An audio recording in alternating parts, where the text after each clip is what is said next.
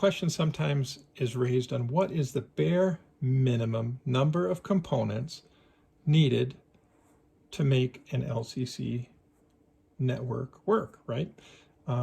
What's the bare minimum? How many more do I need? What do I need really just to get started with it? So what we got here is a really basic setup. We have some track here, goes through a turnout to 2 tracks here, no big deal. And I wanted to incorporate this into my LCC system. And that's kind of a minimum system to start with. So we might as well just go through it. So I'm going to go ahead and start on the left and work my way across. And then we'll take a look and see what the different components are. So starting on the left side here, we have the RR Circuits LCC Buffer USB. Okay, so this is the interface that takes the unit, the LCC system, and integrates it into your computer. It lets you communicate to it. So you see you got a basic USB connector on one end here. On the other end, we have like something from the old printer styles of a USB connector there. Some lights on the bottom tell you status on it. But this is the LCC buffer. It's the interface that connects you into your computer. On the end of the LCC buffer, we have a terminator. The end of any kind of a LCC system needs this terminator. It basically lets the network know that you have reached the end. Okay. So then we go out on this red Cat5 cable over to the next thing. It's a long cable, so it goes around and it pops out here. Next thing is the RR Circuits LCC power point. This is basically energizing the LCC network. It puts out power, 15 volts, on both of these leads coming out of it. And it energizes all the other devices, including your local buffer, the nodes, anything else on it. These things will power, well, it varies, but I would say for a rule of thumb, 6 to 7 devices. So if you have more than 6 or 7 devices on you, you'll need another RR Circuits LCC power point. Next to the power point is the wall wart that powers it. Basically, it's a power supply that comes with the power point anyway. Okay, so we got a terminator, LCC buffer, go through your Cat5 to the power point, and then we come out of the power point, and lo and behold, we go to the one and only node on this system. This is a Signal LCC. It is the product from RR Circuits that has 8 I/O for inputs or outputs. And then it has 16 outputs only. It's for LEDs, so that happened to be driving some signals here. I got some signals, so we're using most of the I/O points for the signals.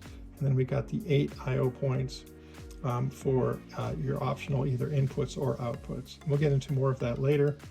And then that's the end of our network. We've got another one of these terminators, and that's basically it. So this is a bare minimum system. Terminator, Signal LCC board, Cat5 to the power point, Cat5 to the LCC buffer, and then a terminator. There you go. Now, if I wanted to add more nodes, I would just simply disconnect this here, insert another node here, and then jumper over to the next one. You know, a couple things to keep in mind when you're jumpering these things. These Cat5 cables are carrying power from the power point to the different devices. You can buy Cat5 cable with either 26 gauge or 24 gauge wire inside of it. Try to get the 24 gauge wire because it's a little bit heavier and a little bit more able to carry a little bit more power, less voltage drop, which means this will be much more successful in powering your daisy chain of equipment. The other thing to notice is that this is a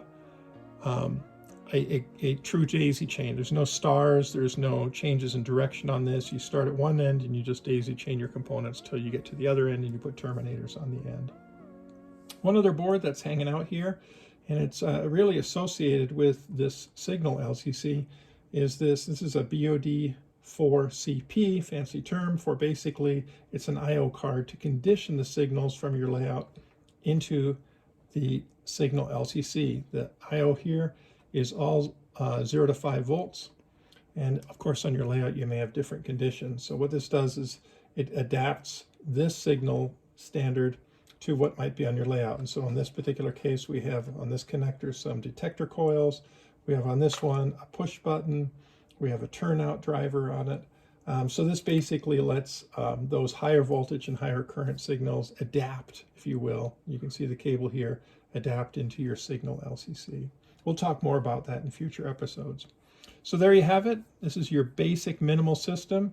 Again, it's very easy to expand it, but this is what you need to get started. Now, one other note, older firmware requires at least 2 nodes to be present, otherwise the system won't talk, it can't talk to itself.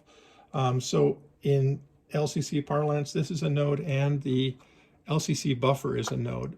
So between those two, you have 2 nodes. Now the new firmware updates from Dick Bronson and company is that you can actually just have a single node on an LCC network. In that case, I could disconnect this and, quite simply, just simply move the terminator over to the LCC power point and boom, then we got a 1-node system. Now practically, very rarely are you going to just have a single node on your LCC system, right? It kind of defeats the purpose. You want this thing to control all kinds of things and talk to the rest of the layout. So anyway, talking theory and practice there. That's it. It's enough for one night. And that's it. Let me know if you have any questions.